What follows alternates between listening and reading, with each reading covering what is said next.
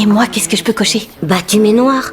Mais je suis pas noire, je suis métisse. Peu importe, ma fille. Tu peux dire que t'es métisse jusqu'à ce que t'en étouffes, mais en fin de compte, tu seras quand même une fille noire. La professeure récupéra froidement ce formulaire jugé non conforme. Elle lui ordonna de se définir selon les normes imposées par la société et de ne jamais dépasser les limites établies. J'ai essayé de te le dire. Mais ce sentiment d'être différente et rejetée ne s'arrêta pas là. Quand Xiao Hong et ses amis arrivèrent au centre commercial, les ennuis vinrent une nouvelle fois à leur rencontre. Une fouille soudaine et des accusations sans fondement de la part d'un agent de sécurité les prirent complètement au dépourvu. Il fouilla habilement dans le sac et en sortit une simple casquette. Puis il affirma que c'était un objet volé. Oh, tu crois que tu vas sortir d'ici avec cette veste? Quoi?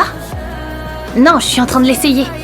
Remets-la en place. Ainsi, devant tous les regards, les 4 filles furent alignées comme des criminels et emmenées dans le bureau de sécurité. Dans cette petite pièce étouffante, une fille à côté d'elle explosa de colère et dénonça cette injustice. Elle expliqua que ces soi-disant contrôles de routine visant les personnes noires se produisaient tous les jours. À cet instant, elle comprit enfin la cruelle vérité de ce monde. Tu vois, c'est pour ça qu'on s'est énervé quand t'as pas voulu mettre noir sur ton formulaire. On avait l'impression que t'étais pas solidaire. Les filles, je suis vraiment désolée. Non, t'inquiète pas.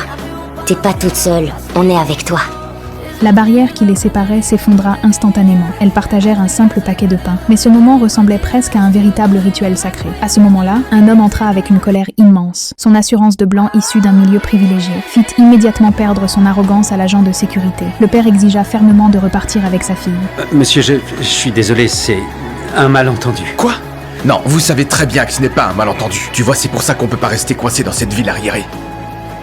Merci, mais je vais rester. Maman et toi, vous nous avez appris à résister à ce genre de choses. Donc j'aimerais rester ici avec mes amis jusqu'à ce que leurs parents arrivent. Ce n'était pas seulement une protection envers leur amitié, c'était aussi le moment où elle s'éveillait enfin à sa véritable identité et l'acceptait pleinement. Son père fut profondément bouleversé. Il regarda sa fille qui avait grandi, ses yeux se remplirent légèrement de larmes. Finalement, il choisit de la soutenir. Rindo comprit enfin, la véritable identité n'a jamais été une simple case à cocher sur un formulaire.